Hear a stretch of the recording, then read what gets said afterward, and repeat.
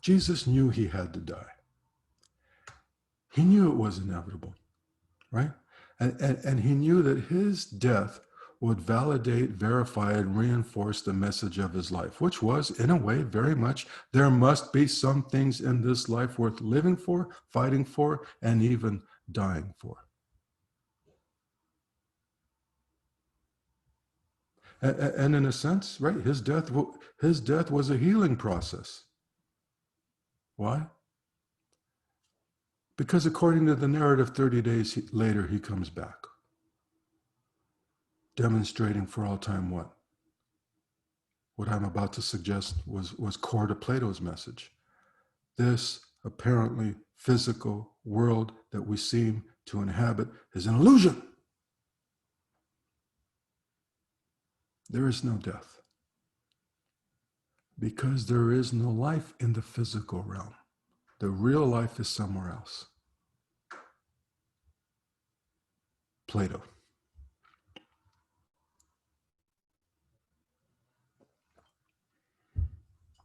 Plato's Republic is written bridging basically his middle period and his mature period. So it is at this point that most scholars say, when you look at the Republic, we are really dealing with ideas that came out of Plato's mind.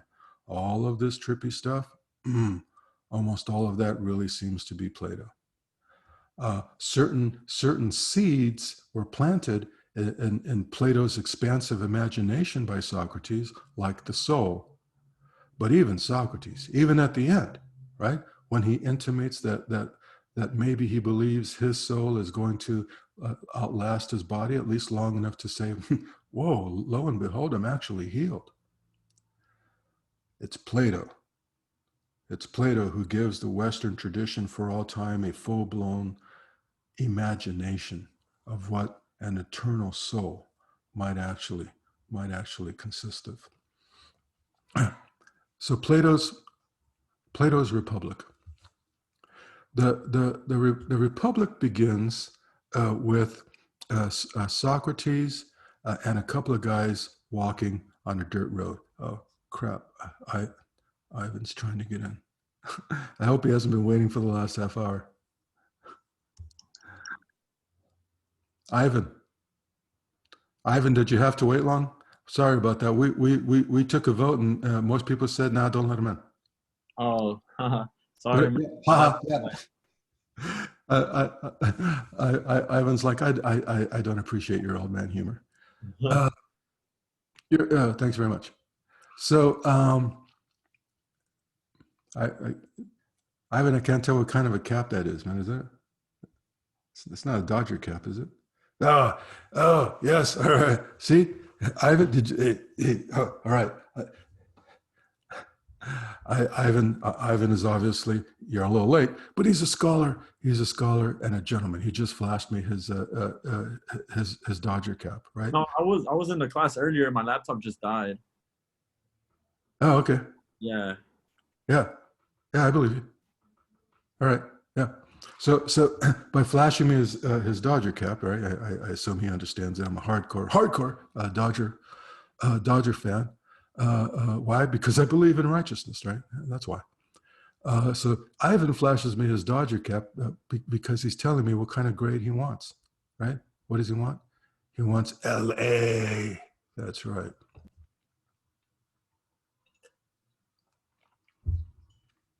The Republic begins with Socrates and these two guys walking on a dirt road. The second guy, I don't even remember his name.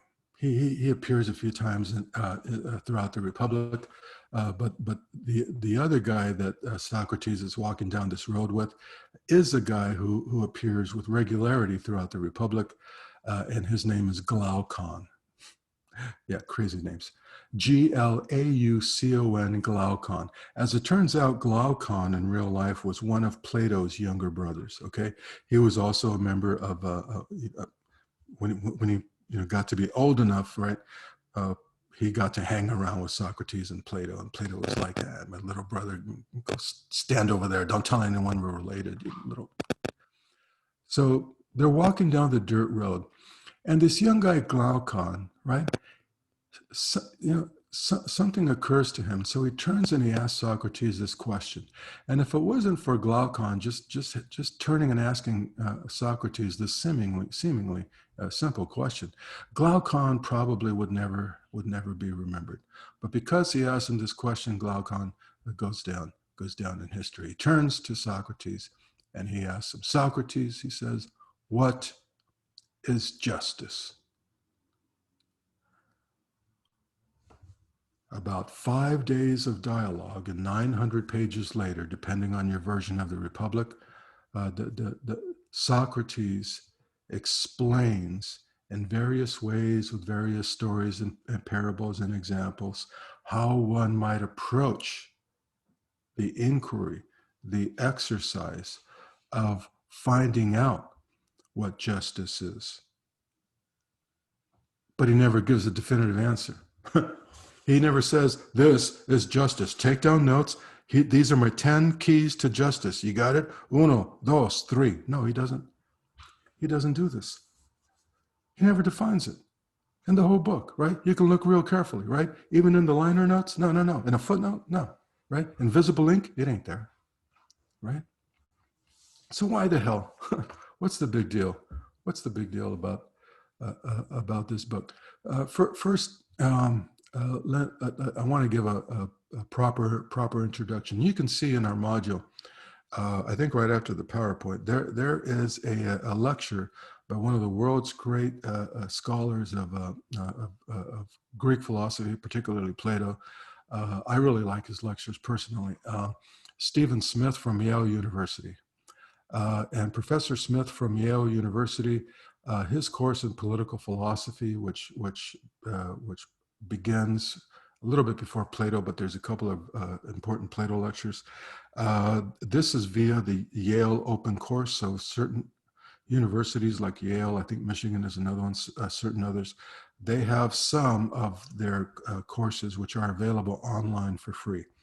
And so when I can find what I think is quality, first-class content for my students that doesn't violate trademark and doesn't cost you any money, I try to provide this. So it's optional, but I do encourage you. It's only 43 minutes to at least look at what a lecture at Yale University looks and sounds and feels like. And I think is a very good lecture, and I'm going to quote the way that Professor Smith from Yale starts apparently every one of his Plato lectures, year after year after year. There is one person in here, I don't know who it is, and you will not know who it is yet, but there is one person in here for whom the reading of Plato's Republic will be the most important intellectual experience you have at Yale. It is a book that one of you will go back to time and time again, and it will stick with you forever. What I would like for you to do is to remember this. And 4 years from now, when most of you are getting ready to graduate from here, if that one person in here would write me an email and let me know who it is, okay? Maybe it'll be you. Maybe, possibly, or maybe you, okay? This is the book that started it all. Then he refers to a couple of other Plato's works. The Apology, the Credo, these are warm-ups to the big theme, to the big book, the Republic. Every other book in this political science that has been written since, beginning with Aristotle's Politics and moving on to the present day, is in one way or another an answer, a response to Plato's Republic. It started the whole thing. About 100 years ago, there was another philosopher who actually started his academic career as a mathematician. In fact, he was a great mathematician, and then for reasons that I don't quite remember, he turned to philosophy. Oh, actually, now I do remember now. when he came to understand the reality of quantum physics, it blew his mind, and so he realized that maybe the answer is the answer to the keys of the universe are not so much mathematical but philosophical after all. And when we get to Plato's imagination of the theory of the forms, that is the appropriate time to investigate for yourself what I believe is the last entry on our particular module, which is from a PBS science show, which is an explanation of a reality of quantum physics, which has been understood. Well, it's not really understood. There are the best physicists in the world today don't understand what the hell is going on. But we'll talk about it more later. But basically, scientific evidence, which has not been disputed over the last 100 years, although people have tried very hard to try and prove it wrong, which stands for the proposition that at the subatomic level, molecules are comprised of atoms. Atoms, in turn, are comprised of electrons, photons, neutrons, quarks, that at the subatomic level, there appears to be no such thing as physical reality, unless someone's looking for it. In other words, there may be no such thing as material reality, physical substance at the subatomic level, unless consciousness, more specifically human consciousness, is applied to the investigation. We'll get to that later. Why do I include it? Because in a way that was Plato's point, no? This may be an illusion. So the mathematician turned philosopher that I'm referring to, his name was Alfred North Whitehead. And he was an amazing mathematician before he became a distinguished philosopher. In fact, he's probably best known, for those who remember him at all, for co-writing with another amazing mathematician who also turned into a philosopher and is actually more well remembered by the name of Bertrand Russell. Bertrand Russell in 1940 wrote this amazing text called, get this, The History of Western Philosophy. Well, Alfred North Whitehead was and is not quite as famous, but he did do some amazing work both in math and philosophy. In fact, if anyone ever wants to, engage with me, his philosophic musings, his notion of process theory and process theology is really, really out there. In any event, poor Alfred North Whitehead perhaps is best remembered today not for his amazing work in math or philosophy, but for one quote that he offered about Plato. Because at one point, late in Alfred North Whitehead's career, when he'd already established himself as a philosopher, he was being interviewed. And the interviewer asked him something like, what does he think are some of the major themes across the sweep of Western philosophy?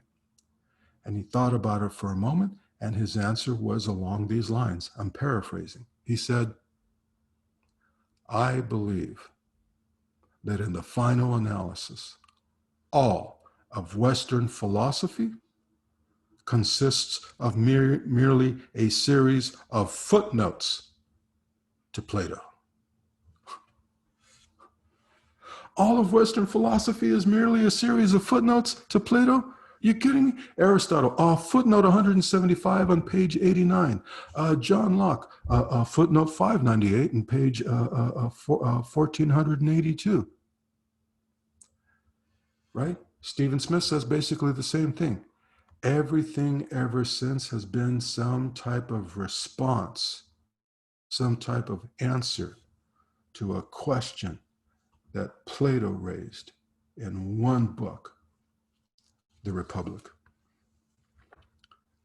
So Glaucon asks him, Master, what is justice?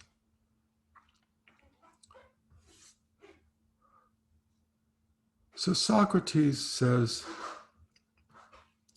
have you ever seen justice?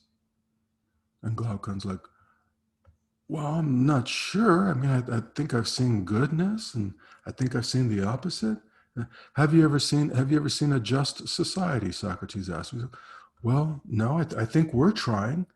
I'm sure a number of other societies have tried, but no, I don't think anyone's anyone's found it yet. Isn't that why we're all trying to pursue justice? And Socrates says, well, why do you think we pursue justice? Well, because we want to know it. We want to prove it. We want to experience it. And we know that once we find it, once we create it, it'll be worthwhile. Excellent answer, suggests Socrates. And then he said, isn't it interesting that you're so preoccupied with finding a definition for something that you've never seen, you've never experienced, and you've just admitted neither has anyone else? And Glaucon's like, well, yeah, I guess I never thought about it. I guess I never thought about it that way. And then Socrates says, what is beauty? And, you know, I'm paraphrasing. Glaucon's like, well, you know, when I was in high school, I had this girlfriend, you know, pretty close, man. What is love? And Glaucon's like, well, I don't really know. We broke up. I thought I was on my way, but, you know, I don't really know, right? And then Socrates says, okay, let me give you something easier. Do you know of the triangle? And Glaucon's like, oh, yeah, that's right in my wheelhouse, baby. All right, you got me in my sweet spot, right? I'm ready now. We're all children of Pythagoras. Of course I know of the triangle, right? Bring it. And Socrates says, prove triangleness. He's like, ¿cómo? Prove triangleness, right? The perfect triangle. Oh yeah, okay, well, it's got three sides, master. Each side is exactly the same length, right? And where they connect, these make what we call angles, right? And each one of the three in a perfect triangle, master, is 60 degrees. Ta-da, right? And Socrates turns to him and says, that's a good explanation that you've given me. I didn't ask you for an explanation. I didn't ask you, mijo, for words. I asked you to prove triangleness. You believe in it. You're convinced of it, right? You told me you know it exists, right? Prove it. And Glaucon's like, all right. He looks down, he picks up a stick, right? And he starts etching in the dirt a triangle, right? Okay, voila, there, master, I stop. You see it? There it is, a perfect triangle, right? And Socrates looking at it, and he says, Glaucon, come on, look at it. And Glaucon's like, well, all right. It's not perfect, right? It's a little chueco. It's a little bit off. Okay, this side is a little bit shorter. Okay, this is not 60 angles. I can see that from here. All right, let me try again, right? 5, 6, 7 times later, right? He's like, there, look, man, it's getting late, dude, right? That's a kick-ass triangle, right? That is the best I can do. Socrates, with all due respect, that's probably better than you can do, right? And Socrates says, come down, let's take a closer look. And so they get down, and Socrates says, no, I mean down here, right in the dirt. Okay, let's look at this line, okay? Let's look at this line. Okay, from up there, right, that was a little line. Down here, you see how big this line is? Oh yes, Socrates, I see your point. Okay, well, how would you know whether you have 60 degrees, right, for sure? You would have to have the thinnest line imaginable, the thinnest line conceivable, the thinnest line that there could ever possibly be, and have it intersect in just the right way with the other thinnest line that there could ever possibly be. And then somehow be able to discern that you didn't have 60.00000001 degrees or 59.9999999 degrees. And then Glaucon says, look, master, if I did it with my fingernail, if I could do it with one of my hairs, right? There can always be something skinnier than the skinniest thing that you can find, right? And so Socrates says, you're right? There is perhaps an infinity of skinniness with which one could arrive at a line. But that's what you'd have to get to in order to determine whether or not where these two lines meet, it is truly, actually 60 degrees period. And Glaucon says, well, okay, all right. I guess if you're going to get all technical and shit, all right. I know, and you know, Master, that there is such a thing as a perfect triangle. Just because I can't prove it, I can't create it, neither can you, with all due respect, Master, and probably nobody else can, right? Doesn't mean that it doesn't exist. And Socrates says, you are in fact a wise student, because you have just admitted that you do believe in something which you also, by your own admission, have come to know that you cannot prove, nor can anyone prove it, right? So you are suggesting it can't be proven in this world, and yet you know it's true. So how do you know that something that you've never seen, you've never experienced, and cannot replicate is in fact the truth? And Glaucon's like, I don't know how I know, but I know that I know, and you know that I know. So what's the answer? And Socrates said, okay, now I'm going to say Plato, because I believe that this is really Plato's imagination. Socrates is like a hand puppet, okay? I agree with those who say, no, this is Socrates' genius. I mean, Plato's. Plato's. Even I interchange the names, right? It's Plato. Plato is telling us through this parable that Socrates is going through with Glaucon that the reason why we know that there's a perfect triangle, the reason why we can imagine the absolutely perfect circle, the reason why we believe in love and we pursue love, even though we've never seen true love, we've never experienced true love, right? Many of us will be damned if we stop trying, right? It hurts to try. And beauty and justice and truth, we pursue these things. Some people fight for these things. Some people across history have evidently been more than willing to die for these things. And yet we have yet to find them. Why do we pursue them? Why are we convinced that they are there? Why do we pay at times the ultimate price for something that we've never experienced? And Plato says, it's because we have a soul. And the soul is eternal.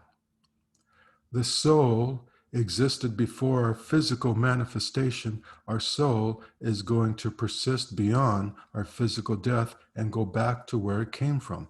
And the reason why we pursue these things, and we know that these things just must be true, they just must be true, is because our soul, some of us more than others, has a faint recollection of what these things felt like when the soul existed in its home. And the home of the soul for Plato is called the realm, R-E-A-L-M, the realm of the forms. About 300 years later, as the Christian tradition adopts and adapts certain things from the pre-existing Judeo or Jewish tradition, right?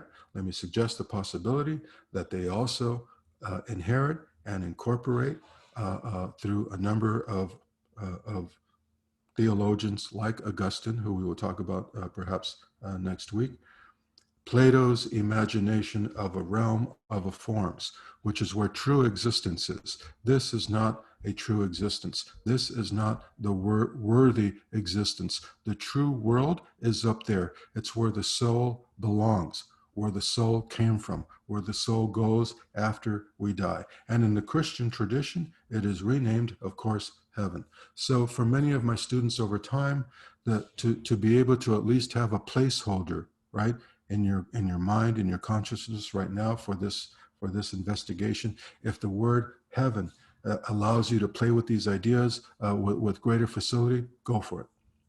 Plato's realm of the forms. And Plato is suggesting that our soul remembers these things because truth and love and beauty and justice and the perfect triangle, they all exist in the realm of the forms. Everything that we see here, that we touch here, that we taste here, that we experience here, everything that we think is around us is a shadow, a representation, a recreation of our mind of the perfect, ideal, true form from the realm of the forms. And in this plane of reality, our mind recreates these things so that we can make our way through this world while we are here. And while we are here, we pursue some things more than others.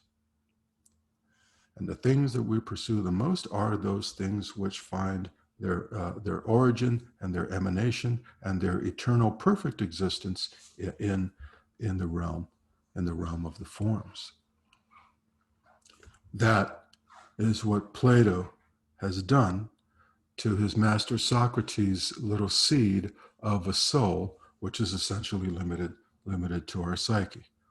And Plato renders it eternal and immaterial. But more than that, what he's suggesting is that while the soul lacks materiality, neither does this world, right? That we believe we exist in, neither is this world possessed of materiality. So this ain't material, that ain't material, and yet that immaterial plane of existence, the realm of the forms, while it may not be material, it is the true world. And this illusory with an I, meaning it's an illusion, this illusory world, right, is just that. It is as illusory as it is temporal, meaning temporary, meaning it's here for a while and then, just like us, right, it's gone.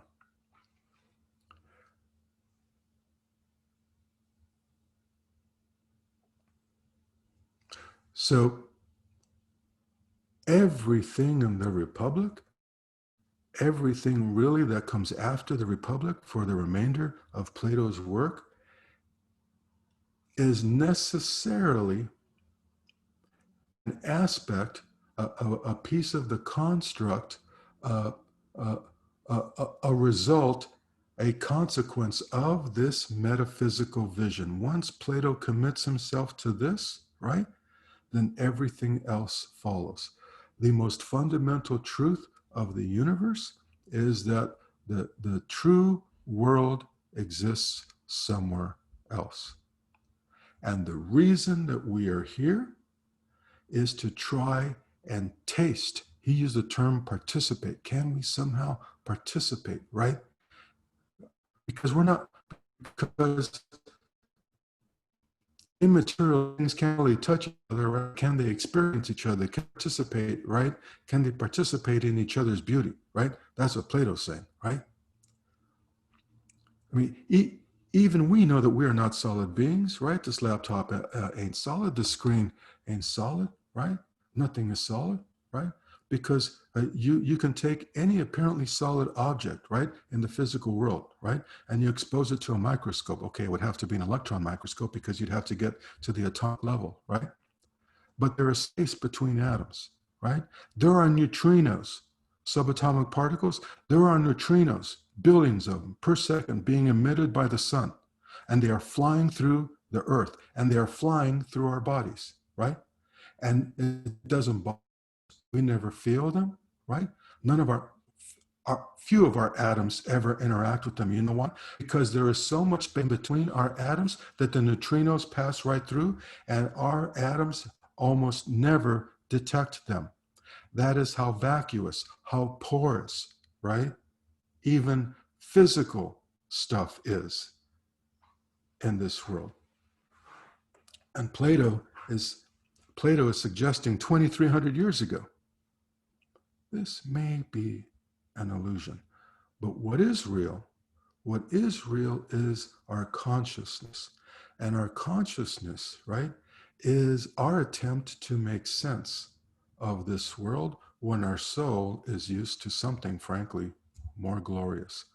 And so when we pursue truth, when we pursue beauty, when we pursue justice, when we pursue love, what we are trying to do, we're not trying to create it here. We can't create it here. We're trying to recreate it here because we have a faint recollection of how beautiful these things felt in the realm of the forms in heaven. And so, in a sense, what we are trying to do is we are trying to create here on earth as it is in heaven. That's what we are trying to do. And so Plato says, that's our calling. That's why we're here. Why else would we be thrown into this existence, right? From the glory of the realm of the forms, when the soul is going to return from the realm of the forms, right? After this little playground runs its course, right? Why else would we be thrown here other than to see if in this mundane mortal existence, we might yet, puny humans that we are, right, temporarily, we might yet be able to reach and maybe even touch the truth. And so Plato says that is the life worth living, and that is why we're here. I'll see you on Tuesday. No additional homework, right? Plow through the stuff that's in the module. Go Dodgers. I'll see you on Tuesday. Thank you, brother. Thank Stay, you. Thank you, stay safe. Professor. Thank you. Take care.